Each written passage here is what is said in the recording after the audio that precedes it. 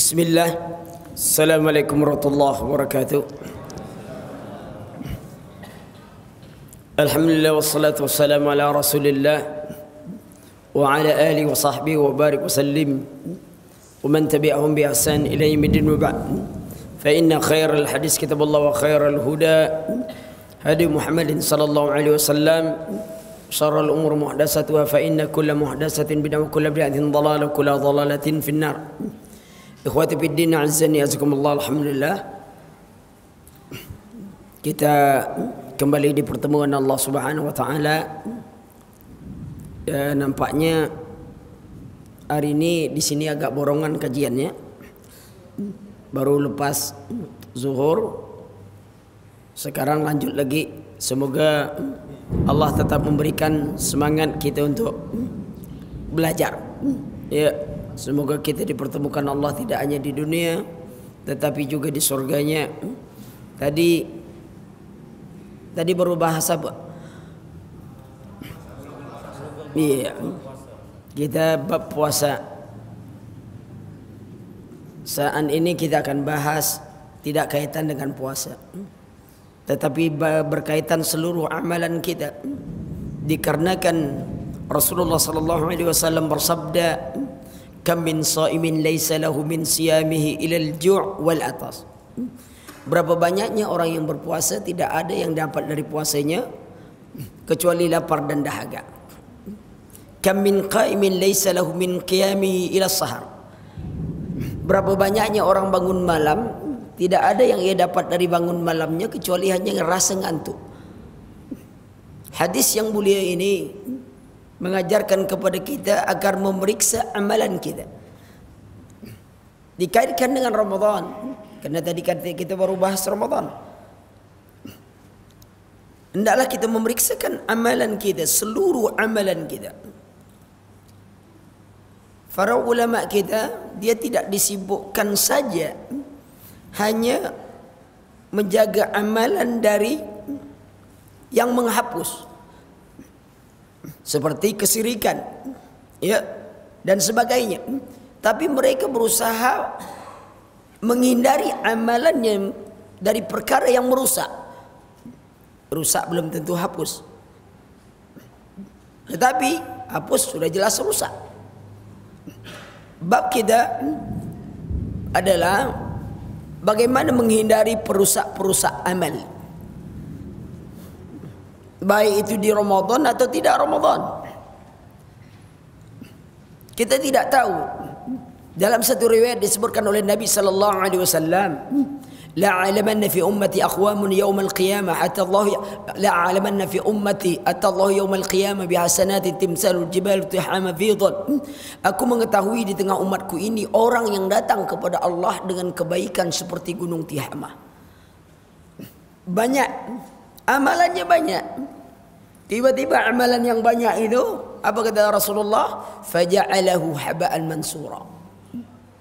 Tiba-tiba amalannya dijadikan Allah seperti debu yang berterbangan. Amalan banyak, pahala dilihatkan, tapi tidak diberikan. Lalu ditanya, siapa mereka ya Rasulullah? Sibhum lana wajilhum alaina. Siapa mereka? Sebutkan mereka. Apa ciri-ciri mereka itu ya Rasulullah? Alla nakuna fihim wa nahnu la na'lam.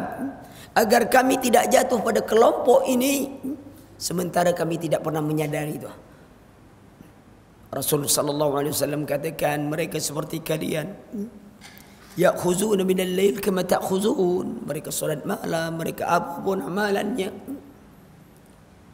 Ya, tetapi mereka idza khalau bi muharimillah, apabila mereka ini berduaan dengan yang diharamkan Allah, tak ada yang lain, intakihuha, mereka kerjakan itu.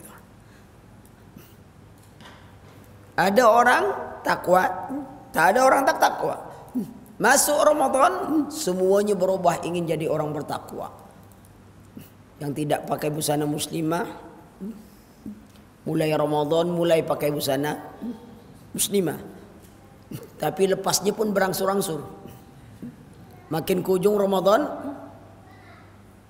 hijabnya makin hilang. Begitu keluar Ramadan, sudah lepas lagi seperti yang dulu lagi. Seolah-olah Tuhan yang mereka ibadati di bulan Ramadan berbeda dengan Tuhan yang mereka ibadati di luar Ramadan. Maka itu ingat hadis yang lain lagi yang disebutkan oleh Nabi, ittaqullaha haitsuma kunta. Bertakwalah kepada Allah dimanapun kalian berada. Wadbi'is sayyi'atal hasanata tamhuha. Ikutilah keburukan dengan kebaikan. Wa khaliqin nas bi khuluqin hasan. Bergaul dengan manusia dengan akhlak yang mulia. Maka itu sengaja saya pilih bab ini. Nah, di antara motivasi kita di samping hadis-hadis tadi adalah apa yang disabdakan oleh Nabi sallallahu alaihi wasallam.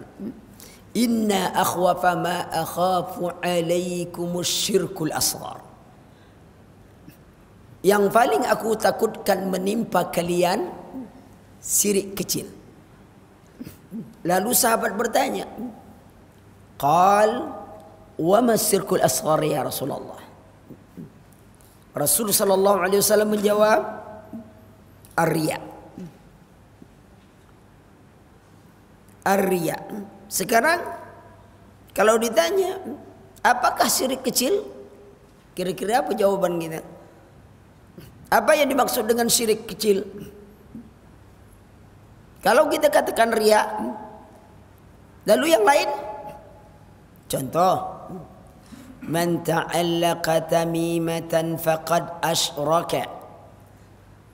Siapa menggantungkan jimat, berarti dia telah menserikatkan Allah. Syirik besar, syirik kecil. Gantungkan jimat. Syirik besar, syirik kecil itu. Lihat. Tidak ada ulama belum mengatakan itu syirik besar. Walaupun lapasnya syirik. Itu gunanya kita belajar. Kalau kita belajar masalah syirik bukan ingin memusyrikkan orang. Kita belajar masalah bid'ah bukan untuk membid'ahkan orang. Kita belajar masalah kufur bukan ingin mengkafirkan orang. Kita belajar masalah syirik, ya bid'ah, kufur agar kita tidak jatuh ke dalamnya. Kita selalu salah paham. Begitu belajar syirik, semua orang jadi musyrik. Begitu belajar bid'ah, semua orang jadi ahli bid'ah. Begitu belajar kufur, semua orang jadi kafir. Itu salah bawaan tuh. Kita belajar agar menghindarinya. Nah, kita belajar tentang syirik agar kita tahu. Nanti kita salah hukum. Nengok orang pakai ini, dia syirik kecil, kita bilang syirik besar. At-tiaratu syirkun. Tiarah. Apa tiarah itu? Asal katanya tatayur. Anggapan sial. Banyak tak kita punya anggapan sial?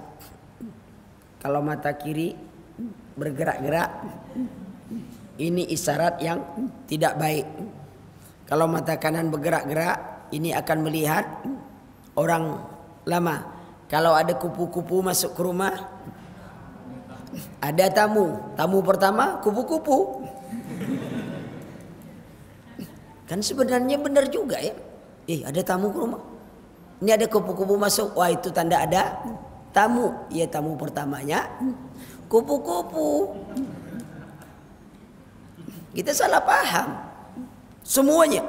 Kalau tangan kanan agak gatal-gatal, ini bakal menerima duit. Kalau pipi gatal, ini bakal kena tampar.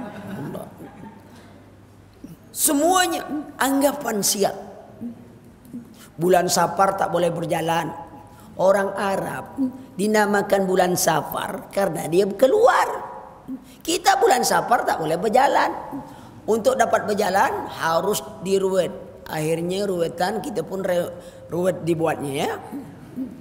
Buang sial ternyata tambah. Lihat semua orang. Nah, kita pahami syirik kecil. Syirik kecil disebutkan oleh para ulama kita.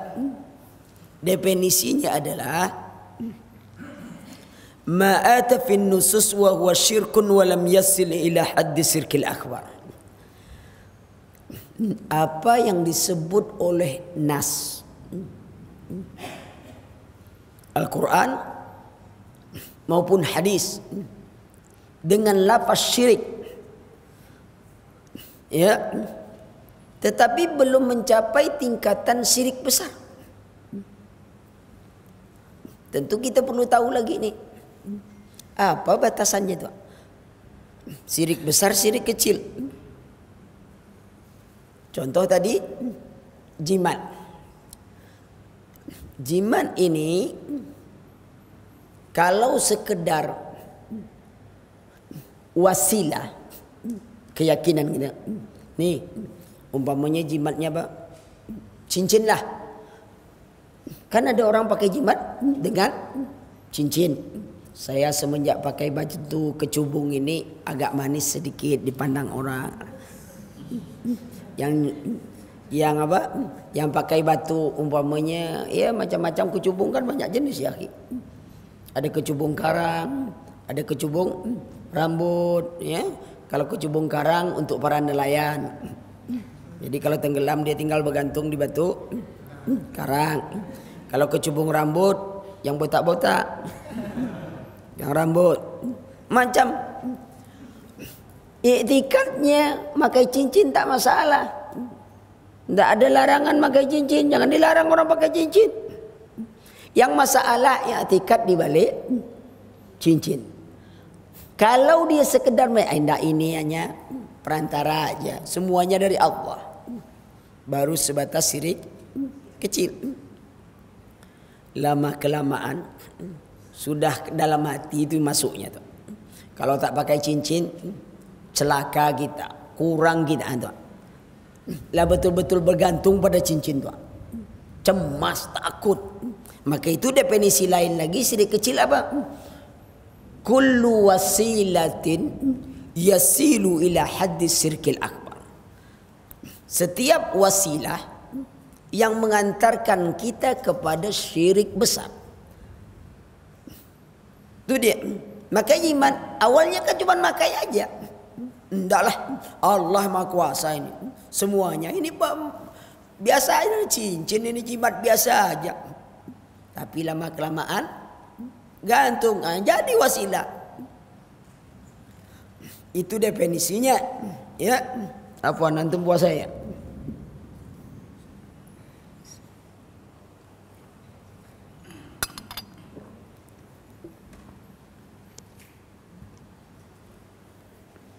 Tak ada es pak ya? Ya, dia casingnya agak berbeda sedikit. Casingnya sama, baterainya berbeda. Ya. Suara saya sudah mulai apa? Kurang. Tadi rencananya mau istirahat, lupa datang pula teleponnya. Udah banyak dapat bocoran. Ya. Tapi tak masalah. Baik. Apa tadi definisinya sudah kan? Sekarang bagaimana kita mengenalnya? Definisi sudah. Sekarang bagaimana kita mengenal syirik kecil? Pertama, dia disebut oleh nas syariat. Apa? Hadis Nabi umpamanya. Seperti Nabi katakan tadi. Apa? Arya. Inna akhwafa ma akhafu alaikumus syirkul asghar. Ditanya, wa ma syirkul asghar ya Rasulullah? Rasulullah sallallahu alaihi wasallam menjawab, arya. Berarti nas langsung menyebut riya itu adalah syirik kecil. Yang kedua, pemahaman para sahabat. Ya. Pemahaman para sahabat seperti apa tadi? Anggapan sial. Banyak kita anggapan sial. Ini sial, semua sial. Yang lebih malang lagi kadang-kadang suami menganggap istrinya yang mendatangkan sial. Sial saya ketemu kamu. Ya. Kalau saya tidak menikah dengan kamu kemarin, tak begini keadaan saya. Banyak istrinya dianggapnya pembawa sial. Ya. Kalau istrinya jawab, saya pun nyesal, kata dia. Ya. Kamu bawa sial, saya lebih sial lagi ketemu orang tukang sial. Akhirnya suami istri tukang sial-sialan. Memang sial hidup keduanya. Lihat anggapan. Yang ketiga, dan di pemahaman sahabat, yang ketiga lapasnya. Kan bahasa Arab itu ada lapasnya pakai alif lam, ada yang tidak pakai alif lam. Contoh, kalau kita ngomong bahasa Arab, ja'a rajulun, berbeda artinya dengan kalimah ja'ar rajulu. Beda tuh maknanya tuh. Ketinggian bahasa Arab. Kalau kita ngomong ja'a rajulun, telah datang seorang laki-laki, itu mengisyaratkan bahwa kita tidak kenal. Bahwa laki-laki saja yang datang, siapa orangnya saya tak tahu. Tapi kalau kita bahasa kita ngomong ja'ar rajulu pakai alif lam, telah datang seorang laki-laki tapi memberi isyarat kita kenal dengan dia. Itu dalam bahasa Arab. Itu gunanya bahasa Arab itu tinggi. Kalau Quran diturun bahasa Indonesia kan berubah-ubah. EYD-nya berubah terus kan? Kan susah kita nak merubahnya. Ya, ada Arab Melayu aja berubah-ubah, Pak. Namanya aja Arab Melayu, kan lari-lari itu. Ya, huruf kapnya pakai titik, ya, huruf jinnya titik 3, ya. Lihat. Nah, apabila lapas itu tidak pakai alif lam, itu menunjukkan syirik kecil. Apabila berlapasnya itu pakai alif lam, itu syirik besar. Contoh, tadi apa yang saya bacakan umpamanya, man ta'allaqa tamimatan faqad asyraka. Siapa yang menggantungkan jimat, dia sudah menserikatkan Allah. At-tiyaratu syirkun. Itu dia. Berarti syirik kecil. Ya. Innar ruqa wa tamaim wa tiwalata syirkun. Ruqa itu ruqyah, mantra. Tamaim jimat-jimat. Ya, tiwalah mantra pengasih.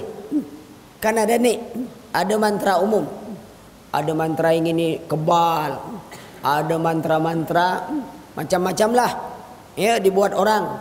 Ada lagi mantra khusus ilmu pengasih, ya, dibaca-baca lalu pakai bedak di muka supaya dilihat orang jadi cantik, manis. Kadang-kadang dukun dibagi dua pula kadang-kadang, ya. Ada sihir putih, ada sihir hitam. Sihir hitam bacaannya jampi-jampi. Tapi sihir putih Al-Quran. Mau jadi ilmu pengasih, dikasih ilmu doa Nabi Yusuf, katanya Zuina linnasi hubus syahawat minan nisa wal banina wal qanatir kantarah. Baca ini 10 kali, sapukan di tangan, ambil bedak, letak di muka, insya Allah orang mandang kita manis saja, ya.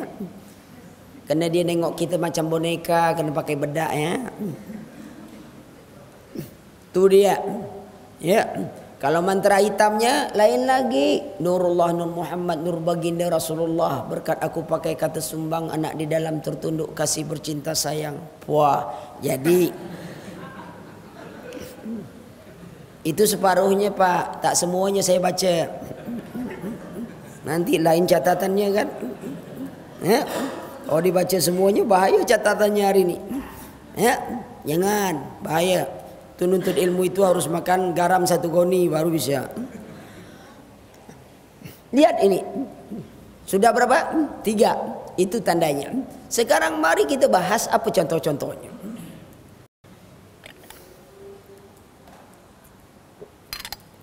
Pertama kita bedakan lagi. Bahwasanya kalau syirik besar itu semua amalan kita hapus. Kita mati dalam syirik besar, Allah tidak nilai amalan kita. Innahu man yusyrik billah faqad haramallahu alaihi al-jannah wa ma'wahumun nar. Siapapun yang menserikatkan Allah, ya, Allah mengharamkan atasnya surga dan tempat tinggalnya adalah neraka. Ini kalau syirik besar. Mati dalam syirik besar. Kalau dulu kita buat syirik besar, setelah kita belajar, kita tahu ini syirik besar. Jazakallahu khair.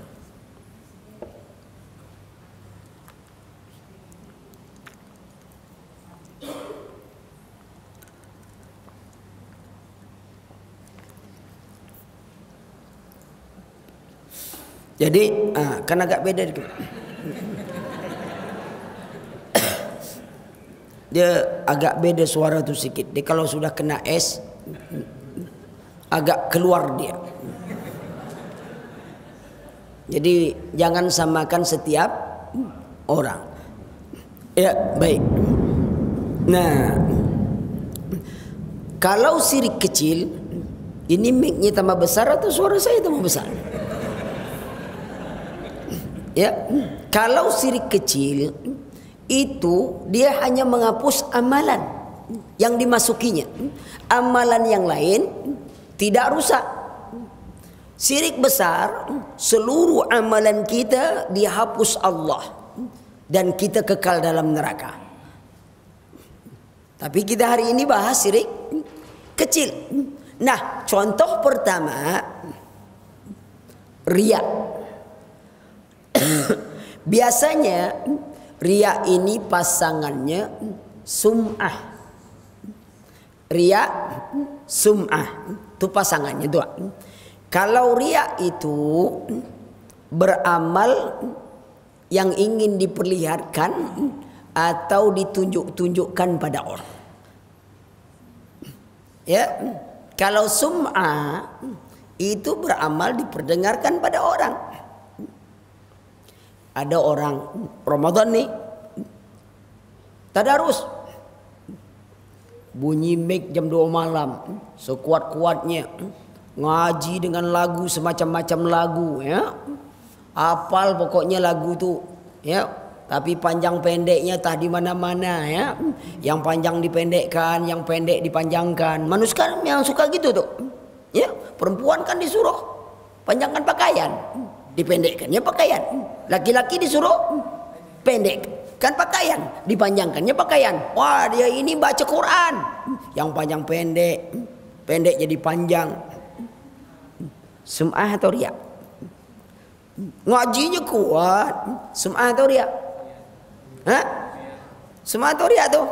Ada bilang riya, ada bilang sum'ah. Yang mana benar nih? Wah, sum'ah.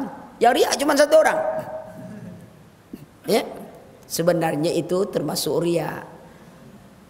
Sum'ah itu yang mana? Amalan sembunyi diceritakan ke orang. Kok ngantuk-ngantuk sekarang? Enggak lah. Masa biasanya tak ngantuk, sekarang tiba-tiba ngantuk-ngantuk, sering di kantor. Biasa. Apa? Salat malam. Cerita salat malam. Berapa kali itu salat malam? Nonton aja 2 jam, salat malam 2 rakaat. Laporannya salat malam. Allah, bener-bener lah hebat setan, wah. Itu semua menceritakan amalan kepada orang. Kalau guru bercerita amalannya kepada murid dalam rangka mengajar, tidak sum'ah. Murid bertanya kepada guru dan menceritakan amalannya dalam rangka minta nasihat, tidak sum'ah. Tapi kalau diceritakan sama gurunya dengan maksud besok biar dia jadi contoh dari cerita gurunya, jelas sum'ah. Apa kata Rasulullah? Man ra'a ra'allahu yaumal qiyamah. Wa man samma sama Allahu yaumal qiyamah. Barang siapa riya, Allah akan riya padanya pada hari kiamat. Barang siapa sum'ah, Allah akan sum'ah kepadanya pada hari kiamat. Apa riyanya Allah? Apa sum'ahnya Allah? Perhatikan. Orang riya dan sum'ah itu kan selalu menampakkan kebaikan. Yang disembunyikan dia apa? Keburukannya. Kalau Allah riya dan sum'ah, Allah beberkan semua keburukannya di hadapan makhluknya. Itu dia. Persoalan kita, kenapa tumbuh riya? Ada 3 sebab utama. Yang pertama, haus pujian orang. Ya, haus. Umpamanya, saya ingin dipuji nih. Setiap orang, apakah itu ustadz atau apapun, timbul riaknya. Nunjukkan diri, siapa saya ini, saya itu. Nah, tuan. Karena dia ingin dipuji orang, bahwa dialah yang hebat, dialah pintar. Kalau baca Quran, Allah, dia ingin tunjukkan. Baru aja belajar tahsin Quran, semua orang salah bacaannya. Cuman dia saja sudah betul pun, oh shotnya belum sangkut. Apanya? Seharusnya shot, bukan hot, bukan. Shot ada sangkutnya. Udah benar juga, cuman sedikit aja salahnya. Ya, umpamanya yang paling payah nyebut huruf apa? Bod. Tapi sudah terbiasa nyebut bod. Kan bahasa Arab tuh kalau kita belajar sebenarnya mudah. Bod, pelan, out, bod, pelan. Tak usah banyak-banyak mulut tuh besar-besar. Bod, ya. Ro, bukan ro. Nah, kan o tuh jadinya dua. Jadi ro melebar, kalau fathah lebarkan. Kalau kasrah buka sedikit. Kalau depan baru domah baru agak sedikit saja itu. Bismillahirrahmanirrahim. O, orang Arab tak ada nyebut o. Bismillahirrahmanirrahim. Ro lebar sedikit, ringan tuh nanti tuh. Dhad walau dhalin. Coba walau payah kita nyebut. Walau bisa kiri, bisa kanan. Ringan kita, matikan dulu baru diucapkan. Dal, kalau dal itu dal Indonesia. Ini huruf apa? Dal. Kalau dal Arab agak telo sedikit. Alhamdulillah, bukan du, lebih alhamdulillahi rabbil alamin. Doa. Ringan kita nanti ngomongnya. Alhamdulillahi rabbil alamin. Ringan. Ha, jangan di sini. Kalau di sini sesak napas nanti gitu. Dinas dak. Ha hamzah di sini. Ihdinas siratal mustaqim. Siratal ladzina an'amta alaihim. Jadi mulut kita tak perlu besar-besar. Bahaya kalau terlalu besar kan. Nah, tapi kadang-kadang orang kalau baru belajar, semua orang salah. Nah, itu bahaya tuh. Jadi riya, jadi apa? Nah, ketika dia ingin benarkan orang, semuanya salah. Haus pujian. Sebab yang kedua, ujub. Ujub itu apa dia? Bangga kepada diri. Ujub dengan sombong beda. Setiap orang sombong mesti ujub. Tapi setiap ujub belum tentu sombong. Ada orang kelihatannya macam sombong, tapi sebenarnya dia ujub. Kenapa? Kalau ujub, dia punya dua rukun. Rukun pertamanya, dirinya. Yang kedua, ada yang disombongkannya. Ujub tuh. Ini saya nih, yang lain ya terserah. Bisa ujub diri situ. Kalau sombong, 3 rukunnya ditambah 1, ujub tambah rukun yang ketiga.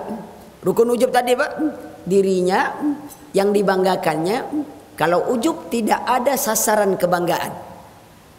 Kalau sombong, dirinya yang dibanggakannya ada sasaran kebanggaan. Ini gimana pandanganmu? Wah, ini pandangan saya, orang lain tidak ada, itu bodoh tuh, terus sombong tak? Dia bangga, tapi ada yang menjadi sasaran kebanggaannya. Yang itu dikatakan Rasulullah, la yadkhulul jannah man kana fi qalbihi misqala dzarratin minal kibir. Tidak masuk surga orang yang di dalam hatinya ada sebesar zarah kesombongan. Apa itu? Batarul haq wa ghumtun nas. Menutup, menolak kebenaran dan menghinakan manusia. Tuh. Pakaian cantik, baju cantik, tidak masuk bab sombong kata Rasulullah. Tapi jarang kita mau pakai sandal cantik ke masjid kan? Apa lebih hari Jumat, ya? Paling-paling sandal jepit aja kita bawa. Kenapa? Ada ketakutan. Tapi kalau kondangan siap. Yang lebih parah lagi kalau pergi taklim tak pernah pakai baju cantik-cantik. Tapi kalau sudah pergi kondangan, wallah harum semerbak. Udah lewat angkot tuh 3 kali keliling doa. Mau naik angkot, walau supirnya berubah, ya, pelatnya pun berubah, dia masih tetap tahu ini angkot yang saya naik tadi. Kenapa? Bau harumnya masih tertinggal. Ini tak nyinggung Bu. Kadang sebagian bapak-bapak itu berdoa agar banyak walimah. Kenapa? Sebab dia baru nampak istrinya itu cantik kalau sudah pergi walimah. Kalau tak pergi walimah, wallah, minyak kelapa sawit baunya. Belum lagi lipstiknya cap terasi, ya. Coba kalau sudah walimah, suami langsung bengong tuh. Ada apa Mas?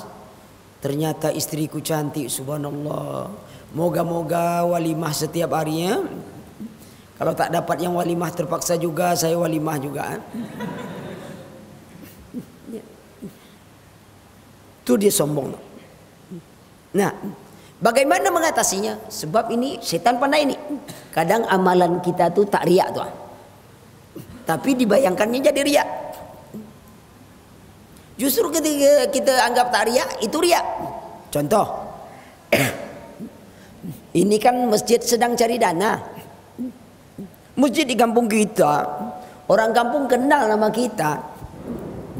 Sudah tuh, ayo siapa mau sumbang? Kita nunjuk tangan. Saya. Orang tahu nama kita. Berapa Pak?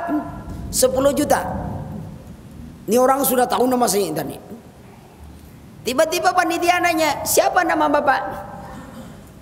Kira-kira apa yang kita ucapkan? Hamba Allah kah atau nama kita? Sebagian kita akan menyebut apa? Ada yang menyebut nama Abah hamba Allah. Lalu ada yang menyebut namanya hamba Allah. Kenapa dia sebut namanya hamba Allah? Supaya apa tuh? Kan supaya dipuji, tak riak. Saya, siapa nama? Hamba Allah. Lalu panitia tanya, Pak, akikahnya kapan Pak? Nama Bapak sudah berubah nampaknya dulu. Kenapa kita sebut nama kita hamba Allah? Karena kita tidak ingin riak. Di dalam itu kita juga ingin disebut orang yang tak riak. Ternyata itulah yang riak. Boleh tak kita nyebut nama? Boleh. Orang kampung sudah tahu. Kalau antum mau orang kampung tak tahu, antum jangan nunjuk tangan. Masukkan uang dalam amplop. Ini ada sumbangan dari hamba Allah. Siapa namanya? Antum mau namanya atau uangnya? Tanya panitia. Mau uangnya atau namanya? Kalau namanya, nanti saya tanyakan namanya. Tapi kalau uangnya, ini uangnya, jangan tanya namanya.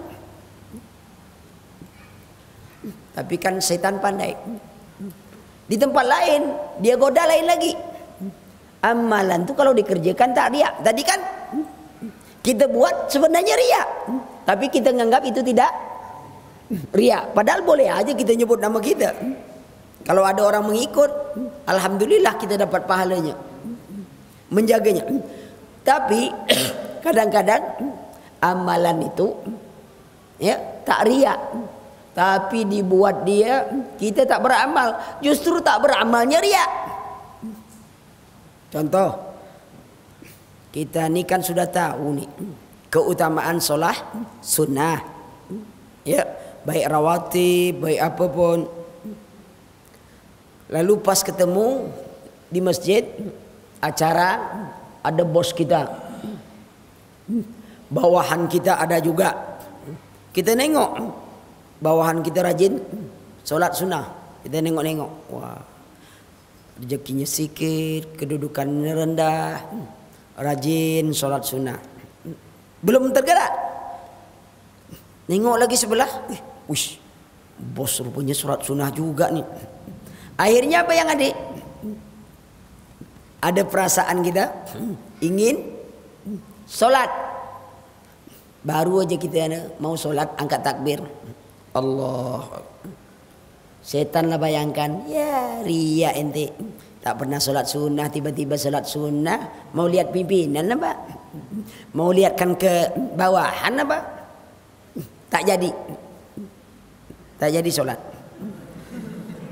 Takut ria, takut ria. Ditanya kawan, ngapa tak jadi solat?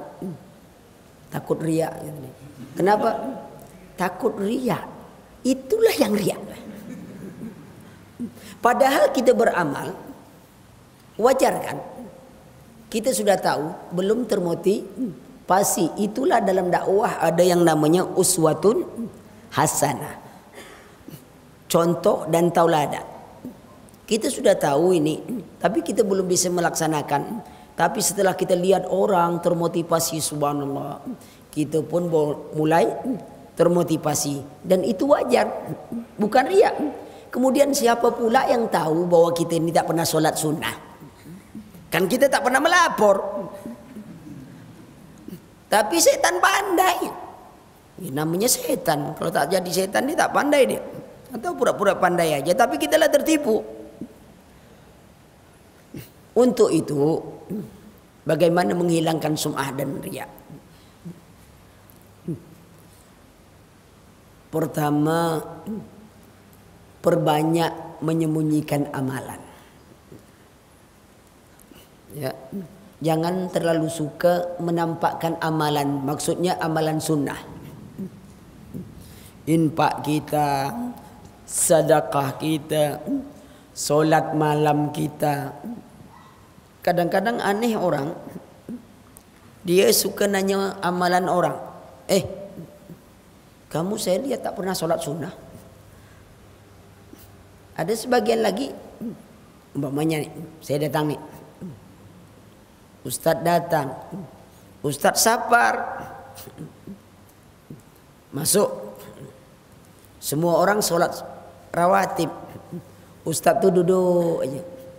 Kata yang baru ngaji, Ustadz tuh ya, iya, solat sunat enggak? Gimana tak solat sunat Ustadz tuh? Gimana kita mau nyontok? Padahal Rasulullah kalau sudah safar, beliau tak salat rawatib. Karena ini tak tahu, lagaknya kayak orang tahu. Yang lebih parah lagi, ini kejadian ini.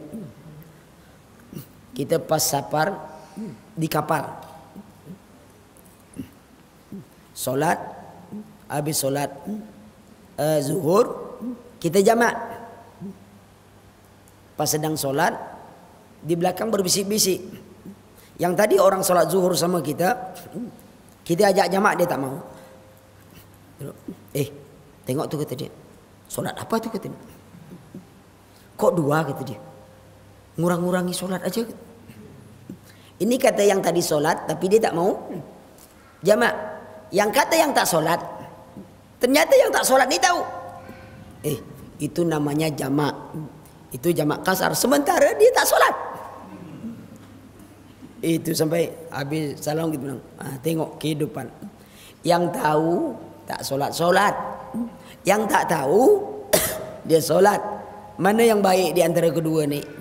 Yang baik yang tahu dan solat. Yang bukan yang dua ini.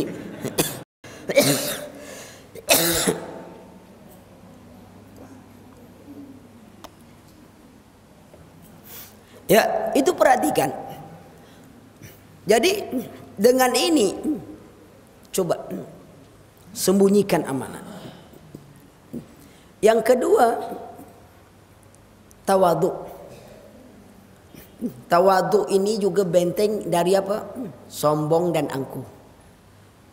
Imam Sufyan Tsauri itu gelarannya Pak, Amirul Mukminin fil Hadis. Orang dapat gelar Amirul Mukminin fil Hadis itu hafalan hadisnya 300.000 sampai 1 juta hadis. Tapi orang tak kenal. Orang cuma tahu nama.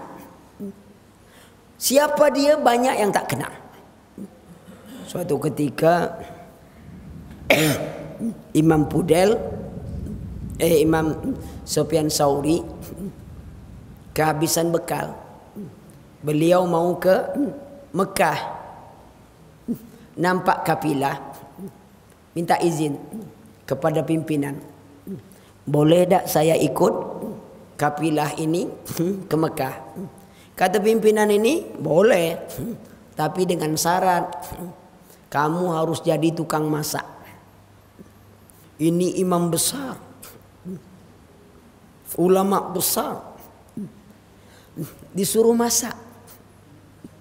Sampai di jalan, beliau masak roti. Baru saja masak, ternyata hangus rotinya. Ya wajar aja mungkin beliau tak pernah masak roti. Baru dihidangkan kepada pimpinan, ditengok roti itu hangus, langsung kena tampar. Imam Pudel diam, tidak melawan. Sampai di Mekah, orang yang kenal melihat ada Imam Pudel. Semuanya datang mendekati Imam Pudel, bertanya masalah agama. Ini ketua kafilah yang menampar menjauh, lalu bertanya pada orang, siapa itu? Kata orang, kan tak kenal itu. Enggak, siapa dia? Kamu tidak tahu benar itu? Enggak, itulah Imam Sufyan Tsauri. Gimana antum? Imam besar baru kena tampar. Saya mungkin kalau kena tampar gitu kan di Jakarta, awas ente Pekanbaru. Imam Sufyan Tsauri, orang ini sebenarnya sangat menyintai karena adabnya imam ini. Suka menyembunyikan diri, adabnya bagus, tak menunjukkan dia hebat. Dia ini sangat sekagum dia, tapi dia tak pernah kenal. Yang malangnya pula dia pula menamparnya, wallah. Datang minta maaf. Maaf Pak Imam, saya benar-benar tak tahu. Ini apa jawaban Imam Sufyan Tsauri? Saudaraku, orang yang menghanguskan makanan orang lain itu memang layak untuk ditampar. Tawaduknya itu. Ulama kita ada tawaduk kayak gitu? Enggak. Baru dikata-katain orang, kita lah menyumpah orang mati ente. Ini dakwahul haq. Jangan coba ditantang, nanti kubahnya terbalik. Ada yang cerita sama saya, kita ustadz pergi satu tempat, mau dakwah, tiba-tiba ditolak oleh pengurus masjid. Tidak lama itu kubahnya langsung roboh ustadz. Begitu dakwah kita ditolak. Saya bilang, syukur kubahnya roboh. Kok syukur? Lah, sedang ditolak aja kubahnya roboh. Kalau diterima dengan masjid-masjidnya tenggelam. Saya tahu maksudnya dia ingin membanggakan dirinya, tapi saya tidak mau gunakan logika itu. Kita pakai logika terbalik. Dia cerita ingin menyombongkan diri, kita pakai logika terbalik. Dengan ceritanya dia menjatuhkan dirinya. Kenapa? Nabi saja ditolak orang, tapi azab tak segera datang. Lalu ada orang ditolak dakwahnya, azab segera datang. Hebat betul kita dari Nabi nampaknya. Nah, ini riya dan sum'ah. Yang kedua, yang ketiga, yang merusak amal, manni, mengungkit-ngungkit. Itu masjid, kalau tak saya dulu buatnya, kapan ente buat? Saya akan letak batu pertamanya. Batu apa? Ya batu kerikil kata dia. Bukan batu bata, belum ada waktu itu. Tapi saya letak yang pertama. Kalau udah tak jadi masjid itu. Padahal dia meletak batu pertama sekaligus infak terakhir. Batu pertama, infak terakhir. Nggak ada infak-infak lagi itu. Infak kan prinsip ekonomi kan. Mengeluarkan infak sekecil-kecilnya, dapat surga Firdaus sebesar-besarnya. Masjid itu prinsip ekonominya jalan di dalam masjid, subhanallah ya. Kalau di luar masjid tak pernah. Coba pikirkan, mana lebih banyak infak atau biaya internet? Biaya internet itu lebih banyak untuk keluarkan daripada infak. Lihat keadaan kita seperti itu.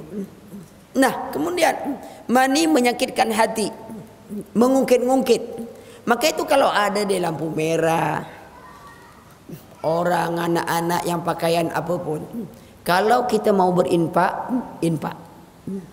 Jangan banyak omong. Kadang-kadang kita keluarkan infak, udah itu kita ngomel-ngomel. Wah, dasar pemalas ini itu. Ngapain infak antum hilang? Uang antum habis, kita bisa dapat dosa. Kalau mau bagi-bagi aja sudah. Tak perlu kita ngomong-ngomong. Kalau tidak, jangan diberi. Beri saja orang yang jelas-jelas. Kadang-kadang yang minta-minta itu lebih kaya dari kita. Orang dia punya penghasilan 20 juta satu bulan. Kita susah mau dapat. Lihat. Bagi aja yang sudah jelas. Yang kabur-kabur jangan. Apalagi yang suka bawa kabur. Ya. Ini dia. Kemudian dari mani tadi, berikutnya tadi at-tiarah, tatayur, anggapan sial. Jakarta saya tak tahu Pak. Tapi kalau di Riau, kalau kita habis belanja pagi, kan belum ada jual beli nih. Kalau Jakarta apa sebut? Kalau antum belanja di pasar pagi-pagi, yang laku pertama apa dia sebut? Kadang uang kita dipegangnya sambil penglaris. Sebagian daerah enggak, istilahnya pecah telur. Pecah telur. Jadi kadang-kadang saya pergi, saya suka ya senda gurau lah sama orang. Pas kita beli sayur, dia ambil uang, dia ngomong, aduh Pak, terima kasih Pak. Ngapa? Baru pecah telur Pak. Saya bilang, ente aneh lah katanya. Kok aneh Pak? Ente jual sayur, kok telur yang pecah? Dia bilang, orang teman saya tak jualan sayur, jualan telur. Laku tak ada, telurnya berapa papan pecah. Ente jual sayur, telur yang pecah. Wah gawat juga kalau ente jual telur. Dia bingung juga sendiri. Ya ngapain dia bilang ini? Udah ada rezeki dari Allah, alhamdulillah sudah. Lihat, anggapan sial. Ada suatu ketika orang katakan, anak muda apa saya tak tahu, dia tanya SMS, Ustaz, saya baru ditimpa cecak. Tanda apakah itu? Saya jawab, tanda antum ditimpa cecak.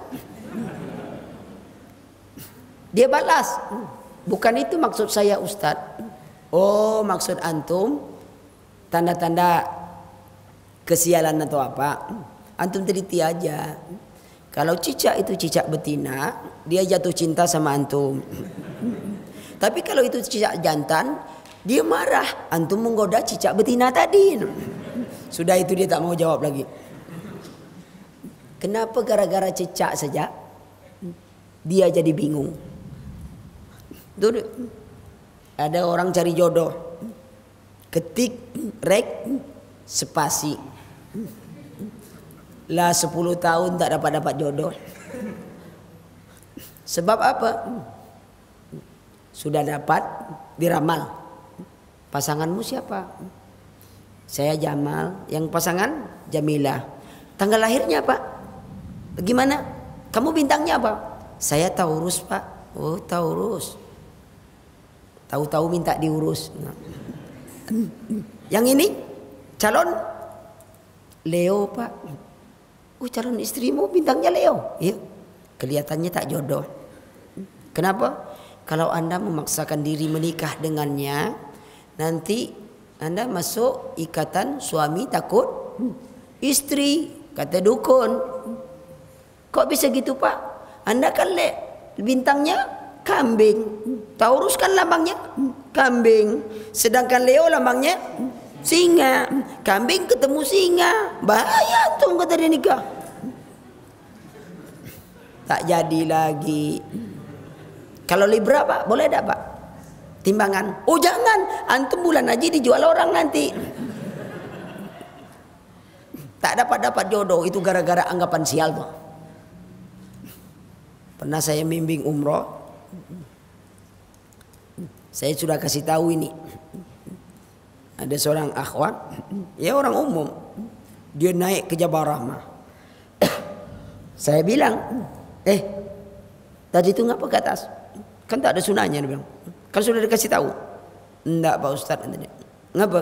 Ada pesanan mau tempel di atas. Atas apa? Jabal Rahmah, Ustadz. Kita kan mau cari jodoh.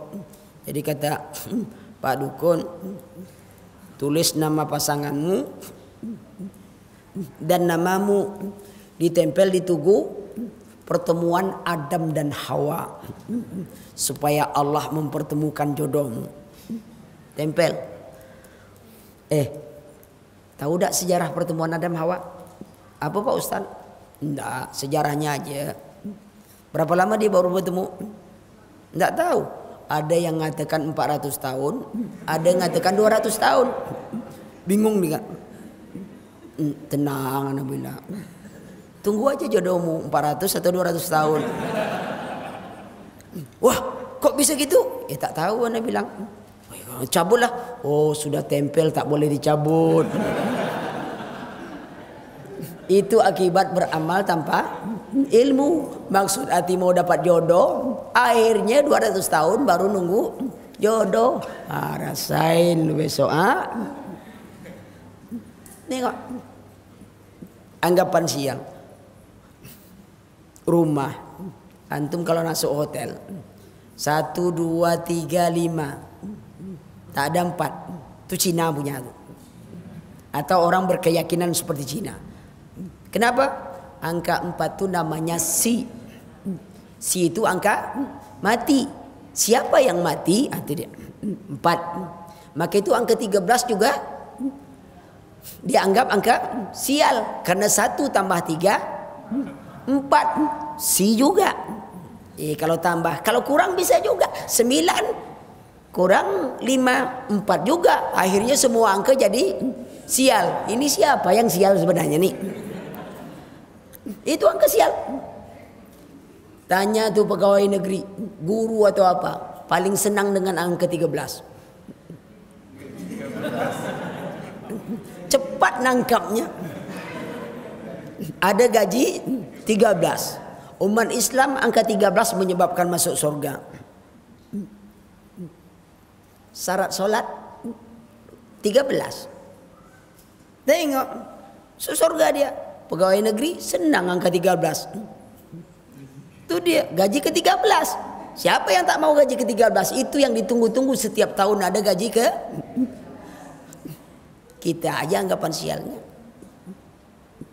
Nah, kalau ada perasaan sialnya, ini kita mau keluar rumah nih, kan ada was-was sedikit tuh. Itu permainan setan. Jangan diikuti. Kita jalan dan tawakal. Tapi kalau nanti kita tak jadi ikut karena perasaan kita tidak enak, berarti kita telah mengikuti tatayur itu. Jatuh kita pada syirik kecil tadi. Dia merusak amalan kita. Jalan aja tawakal pada Allah. Kita ni selalu anggapan sial. Nabrak kucing, mati. Berani tak orang ninggalkan kucing tu? Tidak. Turun dia dari mobilnya, dia buka bajunya, dia gulung. Walaupun bajunya itu mahal, dia gulung. Coba nabrak orang, berani tak dia turun? Kenapa dia takut pada kucing daripada pada orang? Yang malangnya kucing mati dia takut. Kucing hidup ditendangin dia. Kucing mati dia takut. Kenapa? Karena ada keyakinan kucing balas dendam. Apa salah kita? Jalan tempat lalu lalang mobil, kenapa kucing jalan di situ? Kalau mau pakai mobil aja sendiri jalan. Ngapa lewat-lewat jalan manusia? Bunuh ular. Saya ketika di satu daerah,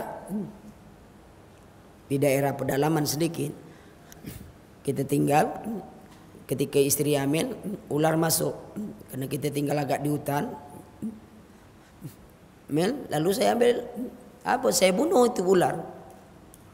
Lalu mereka katakan, Pak Ustaz, bunuh ular ya? Iya, Anda bilang. Pantang Pak Ustaz, tak boleh. Kenapa? Nanti anak kita kan istri Pak Ustaz lagi hamil. Iya, Anda bilang. Ngapa nanti anak kayak ular? Oh gitu ya, Anda bilang. Anak kayak kaget aja. Oh gitu ya. Jadi apa yang kita bunuh? Iya Pak Ustaz. Oh besok saya mau bakar Superman lah, Anda bilang. Dia pula bingung. Kok bakar Superman? Mana tahu anak saya jadi Superman. Sebab saya sudah bakar gambar Superman. Kan apa yang kita rusak itu akan pengaruh pada istri kita. Wah, saya mau bakar Superman lah banyak-banyak. Untung-untung anak saya lahir jadi Superman. Dia pun bingung. Itulah khayalan orang. Tengok. Anggapan sial itu dihilangkan. Optimis. Maka umat Islam itu orang yang optimis, bukan orang yang pesimis. Optimis dia. Anggapan sial ada membuat kita jadi orang pesimis. Karena kita ini banyak betul anggapan sial. Pesimis kerjaannya. Akhirnya para pedagang sangat memahami watak kita yang pesimis. Untuk itu dia tak pernah menentukan harga bulan. Semuanya pakai koma. 9.999 rupiah. Padahal 10.000 itu kan. Tapi karena kita pandangan pesimis, belum 10.000 lagi. Padahal 10.000 itu kadang 9.500 lah 10.000 juga tuh. Kenapa? Nanti dia kembalikan dengan bonbon 500 satu bonbon. Besok kalau dapat gitu untuk kumpulkan bonbon, waktu bayar keluarkan bonbon lagi. Bayar dengan bonbon. Nih, tak mau ini kan bonbon tempat kamu. Bukan bonbon saya beli luar. Nih ya saya kumpulkanlah 100 kali 500. Lumayan juga kan, 250.000. 25 ribuan lah ambil. Coba. Mau enggak? Kan tak mau. Kalau tak mau saya juga tak mau ambil bonbon. Orang lah banyak bonbon di rumah kok. Tuh lihat. Ya. Nah itu. Sudah tatayur. Tamaim. Apa? Jimat. Man ta'alaqa tamimatan faqad asraka. Siapa yang menggantungkan jimat, dia telah menserikatkan Allah. Kadang-kadang orang berdagang, Di kedainya itu ada doa 1000 dinar. Tahu tak Bu apa doa 1000 dinar tuh? Yang digantung orang tuh. Firman Allah, wa may yattaqillahu yaj'alahu makhrajan. Itu ayat yang digantung dia tuh. Itu yang dinamakan doa 1000 dinar. 1000 dinar kalau 1 dinar 26 juta, 26 ribu, cuma 26 juta. Kita sudah berdagang 10 tahun. Setiap tahun dapat untung apa? 2.600.000. Berarti setelah 10 tahun sudah cukup. Karena doanya 1000 dinar. Tahun ke-11 bankrupt. Kenapa? 1000 dinar saja. Itu dia. Gantung jimat. Mau kebal pakai jimat kebal. Jimat itu adalah sesuatu yang dianggap bisa menyempurnakan keadaan. Dia merasa lemah, dia pakai jimat supaya jadi kuat. Kalau saya definisikan ringkas, jimat itu kartu anggota jin. Jadi kalau orang nuntut ilmu kebal, dia pakai jimat kebal. Mungkin tak kalau saya kebal di Riau, kebal di Jakarta? Tak mungkin. Apa pantangnya? Ini jimat tidak boleh menyeberang pulau. Kita katakan jimat tak nyebrang. Saya pun tak nyebrang. Pesawat yang nyebrang. Tapi kenapa juga tak mempan di Jawa?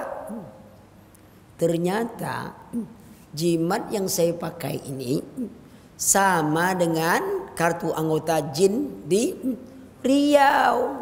Jadi kalau ada yang mau ganggu anak, yang satu grup dengan anak, dia bela. Begitu anak bawa ke Jawa jimat itu juga, mungkin jin yang lain ngomong, ada kartu anggota tuh. Kata jin yang lain, tengok dulu, geng mana? Jakarta kah atau Riau? Oh Riau. Udahlah Riau, biarkan aja dia mati. Jadi siapa yang mau jadi anggota jin, pakai aja jimat. Besok berkumpul kita dengan jin tuh. Lihat, hati-hati. Ya. Kalau kata orang jin ada atau tidak, siapa bilang jin tak ada? Tak bisa dilihat. Ya orang jinnya tak bisa dilihat, celananya kan bisa dilihat. Celana jin, bisa dilihat, ya kan? Berarti ada jin karena ada celana jin, ada rok jin, gitu. Kacang pun ada, namanya kacang tojin. Kan ada kacang itu, kacang tojin. Kan kacang tojin itu kacang tojin. Macam-macam semua orang nak buat nama. Buktinya ada nasi. Buktinya ada lagi, ada setan, ada nasi, rawon, setan. Nah, berarti ada setannya. Gitu. Iya. Tengok film, di sini ada setan. Ketika antum nonton, antum siapa? Nah, sebab dia sudah kasih tahu di sini ada macam-macam manusia. Kita ni kadang-kadang kalimah orang. Kalimah tu baik, cuman kita yang salah paham. Ya, sinyal kuat nyambung terus. Betul lah, sinyal kuat nyambung terus. Kan betul dia. Tak salah. Yang salah paham kita. Kita nganggap sinyal kuat nyambung terus. Akhirnya kita beli. Akhirnya tak nyambung-nyambung. Kita mau marah-marah. Katanya sinyal kuat nyambung terus. Iya Pak. Kok tempat saya tak nyambung? Berarti sinyal tempat Bapak tak kuat. Kan jujur. Sama orang jualan buah. Duku Palembang manis. Kita pergi beli duku 2 kilo. Sudah dimakan. Kok asam nih? Datang. Ini apa tulisan kamu? Biasa Pak, duku Palembang manis. Ini ngapa masam ini? Saya kan jual bukan duku Palembang Pak. Saya kan cuma nulis duku Palembang manis. Yang saya jual bukan duku Palembang Pak. Ngapa nipu saya? Enggak Pak. Bapak waktu beli tak tanya sama saya.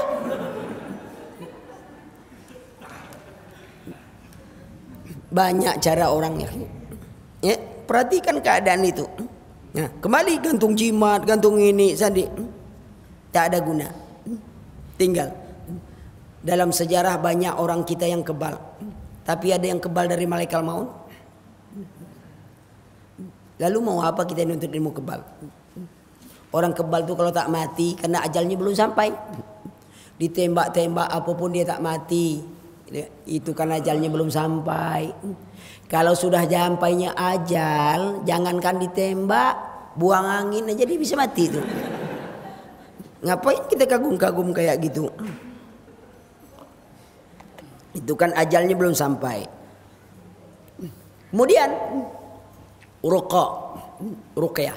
Innar ruqa wa tamaim wa tiwalata sirkun. Ruqyah, mantra-mantra. Kan ada mantra itu kadang-kadang biasa aja dia. Tak ada bau syirik. Tapi ada mantra-mantra kadang bau syirik. Ya. Nah, maka perhatikan keadaan itu. Wa tamaim, jimat juga. Kemudian tiwalah, jimat pengasih. Nah, itu biasanya setiap daerah beda-beda ilmunya. Jimatnya ada yang ingin mengambil bulu perindu. Ya. Ini untuk menarik hati orang agar diseburkan jadi orang jadi rindu. Namanya apa? Bulu perindu. Macam-macam. Tak guna, itu gantungan jimat juga. Tetapi ada yang pakai jampi. Ya. Ini mustika kayangan, ini mustika Nyi Roro Kidul, ini mustika segala mustika banyak. Ya. Jangan terpengaruh berita-berita itu. Tak ada kita. Akhlak kita baik, adab kita baik, itu daya tarik Tuhan. Coba dulu sebelum ngaji, semua orang disalami itu. Assalamualaikum Pak. Waalaikumsalam warahmah. Begitu tumbuh jenggot sedikit, lah mulai tak jawab salam orang. Assalamualaikum. Kata kawan, ngapa tak jawab? Ahli bidah. Memangnya kita pakai jenggot tu untuk berat ngucap salam. Islam tidak basa-basi. Antum ni Islam pakai iklan rokok. Biasa Ramadhan itu biasa. Bagaimana tetangga kita yang kafir?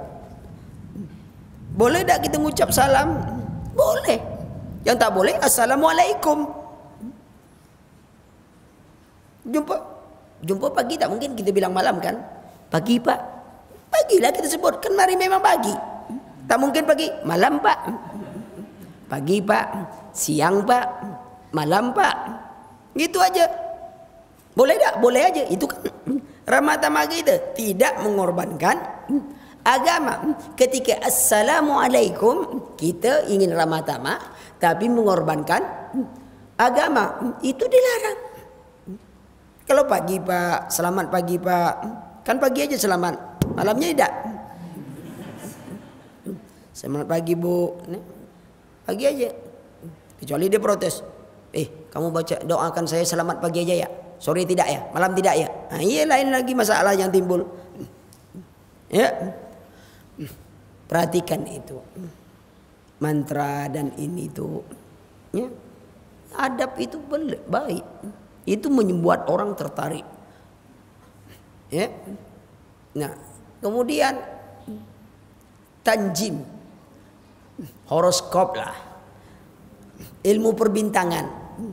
Nah, ini kan biasanya kalau nengok koran tuh, yang ditengok pertama apa? Kalau remaja biasanya nengok koran.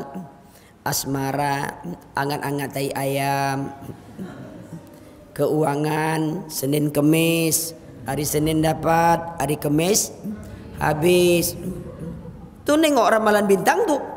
Akibatnya semuanya mau diramal. Datang ke paranormal. Bukan paranormal, pranormal. Iyalah, antum semua kan normal bukan? Paranormal sekalian. Nah, antum yang paranormal. Mereka paranormal. Nasib orang tahu, nasib dia tak tahu. Ada satu paranormal mengatakan, kita doa jadi gubernur, jadi ini.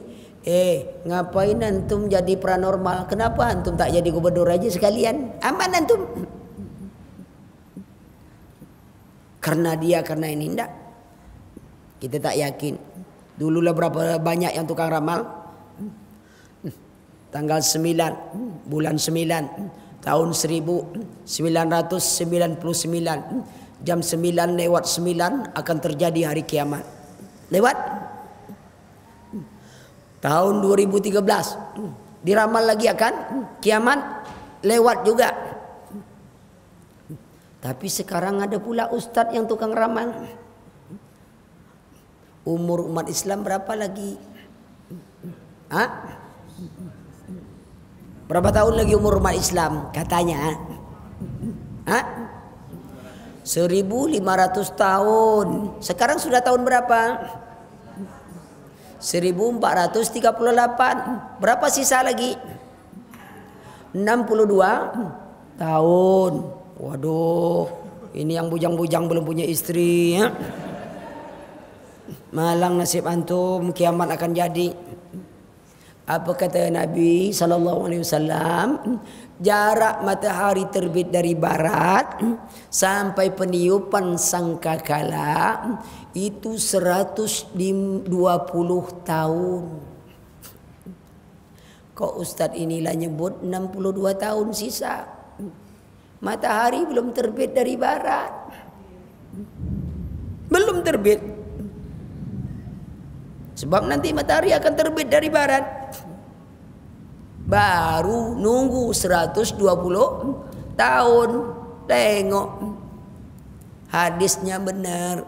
Menafsirkannya salah. Gitu. Jangan pakai akal. Apalagi yang disebut Nabi itu perumpamaan. Coba hitung-hitungan betul.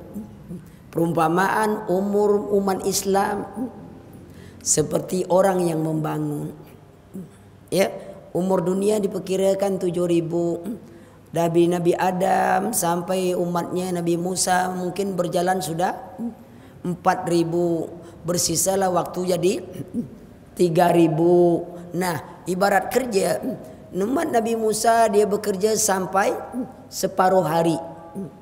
Ya, separuh hari gimana maksudnya? Dia sudah bekerja sampai zuhur. 1.000 tahun umatnya.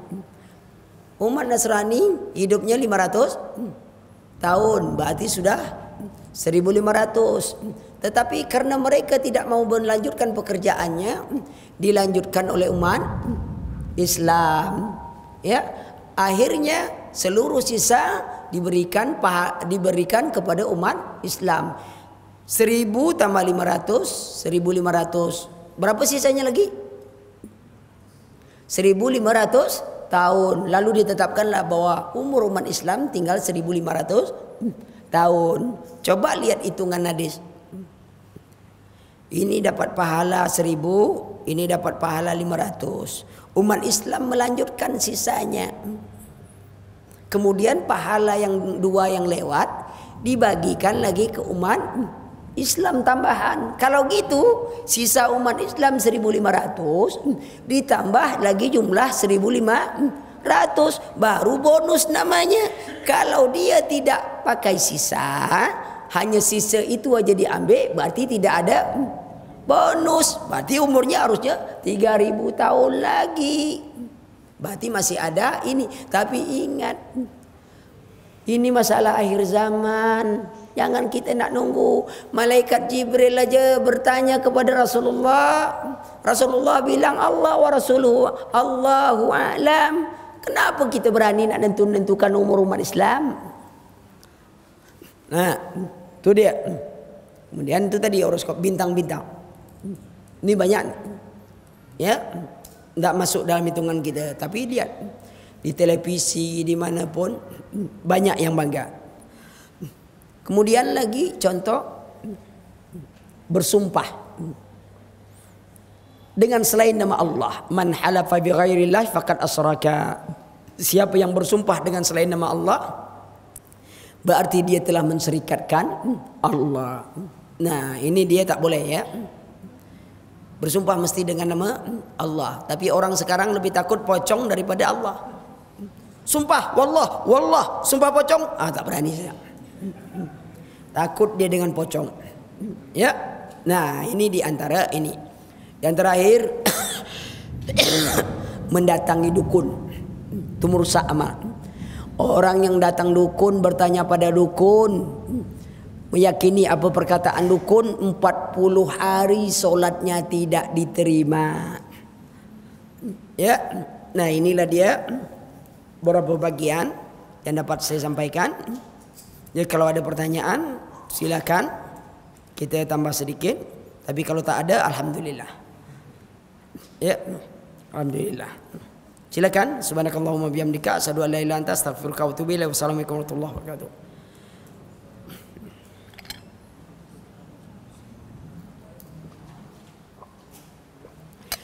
Bagusnya sudah aja, Pak. Bapak Ibu kan capek, saya letih gitu. Iya, semoga lain kali kita bisa bertemu lagi, ya, dalam waktu yang lebih ini. Ini secara ringkas saja saya sampaikan karena bab-bab kita itu banyak. Alhamdulillah kita sudah kajian dan dekat Ramadan. Tanggal berapa nih?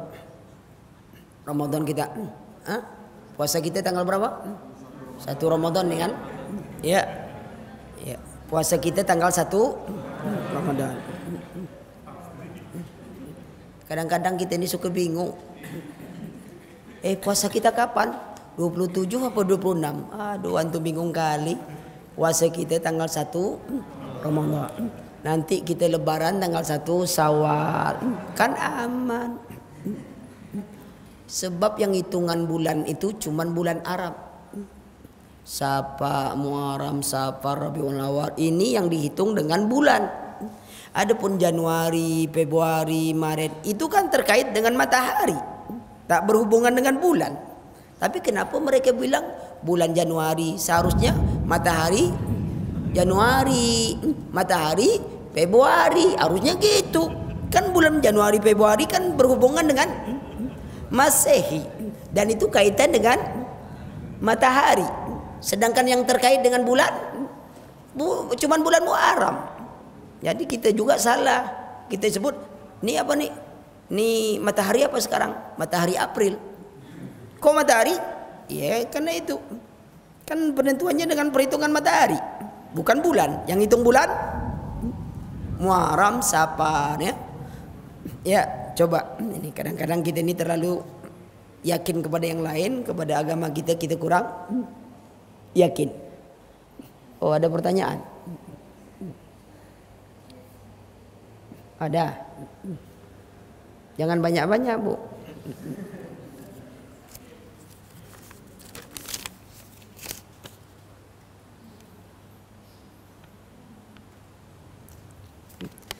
Kalau saya bersedekah dan nama almarhum suami, almarhum nih, ya, suami apakah itu riya? Enggak.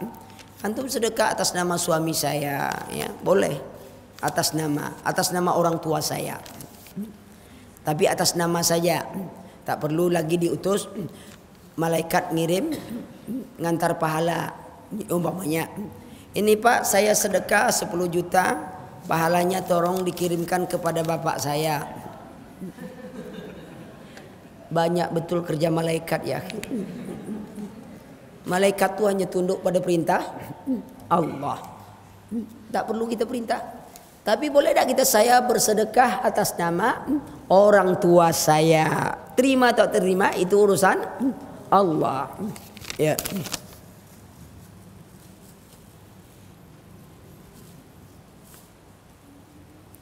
Bagaimana hukumnya kita mengikuti berperilaku perayaan satu kaum, maka kita termasuk golongan kaum tersebut. Bagaimana dengan perayaan dan pemberian selamat ulang tahun pada orang lain? Ya, ulang tahun kan sama aja. Selamat ulang tahun kan perayaan mereka. Kenapa tak ucapkan selamat setiap hari saja? Ngapa setahun sekali? Baru nyanyi lagu panjang umurnya, pendek umurnya. Itu budaya. Coba anak-anak jangan dibiasakan dengan itu, ya. Kita selalu budaya, ya. Tapi agak ini perayaan ulang tahun kan menyerupai mereka. Ini kadang-kadang di April, Mai ada April Mop. Orang tak tahu April Mop itu kapan terjadinya. Itu penaklukan benteng Granada, benteng terakhir umat Islam. Sebagian umat Islam disuruh naik kapal. Yang tak mau lari, yang tak apa rumahnya dibakar. Pas naik kapal dibakarlah itu kapal. Itulah sejarah April Mop. Itu umat Islam pun ikut pula merayakan April Mop itu. Bayangkan perayaan dia atas pembantaian kaum muslimin. Kenapa kita ikut-ikut? Perayaan lain bukan hanya ulang tahun. Apa?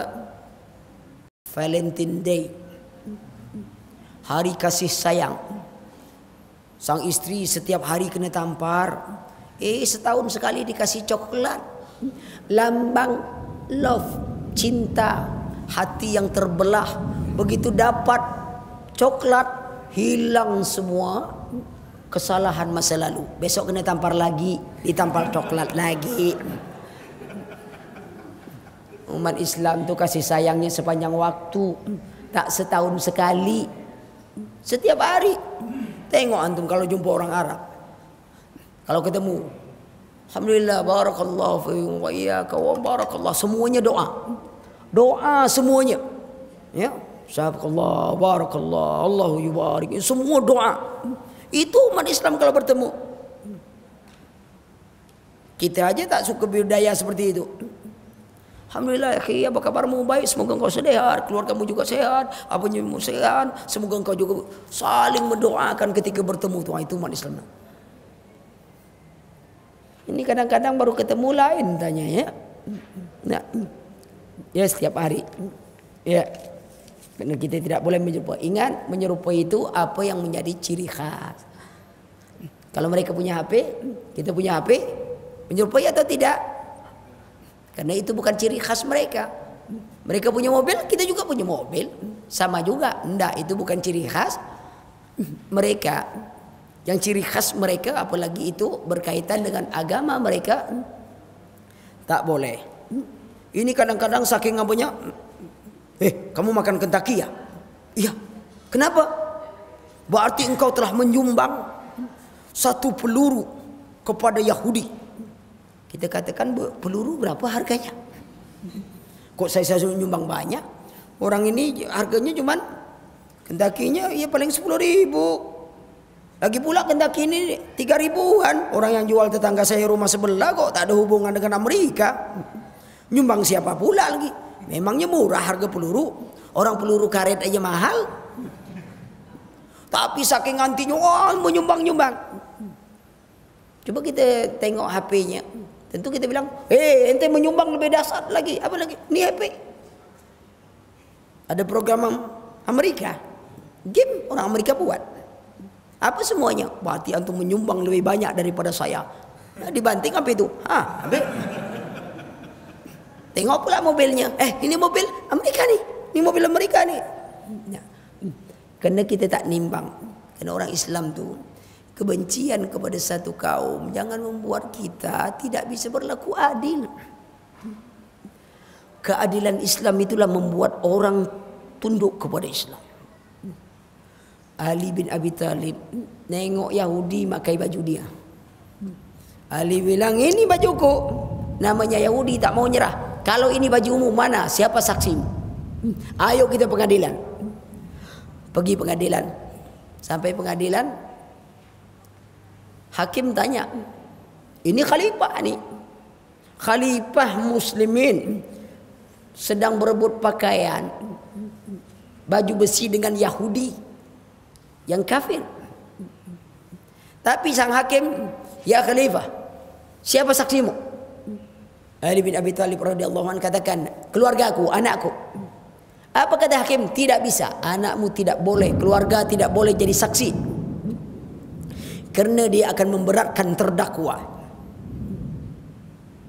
Apa kata Ali? Kalau gitu aku tidak punya saksi. Lalu apa kata hakim? Kalau engkau tidak punya saksi, berarti ini milik Yahudi. Ali tahu itu punya dia. Yahudi itu pun tahu itu memang punya Ali. Tapi nama Yahudi tak mau kalah. Tapi begitu dia lihat, ini Amirul Mukminin tawaduknya, tunduk pada kebenaran. Dan ini hakim tidak peduli siapapun di hadapannya, tidak takut jabatannya. Apa kata Yahudi? Wahai Amirul Mukminin, ini bajumu,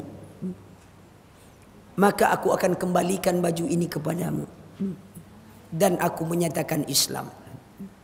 Islam dia. Ali mengatakan, ini bajuku dan aku hadiahkan kembali kepadamu atas keislamanmu. Tengok indahnya. Kita hari ini seolah umat Islam tidak punya kata maaf kan? Hidup kita. Ya, itu gambaran. Ya, saya rasa itu dulu. Subhanakallahumma bihamdika asyhadu an la ilaha illa anta astaghfiruka wa atubu ilaik. Wassalamualaikum warahmatullahi wabarakatuh.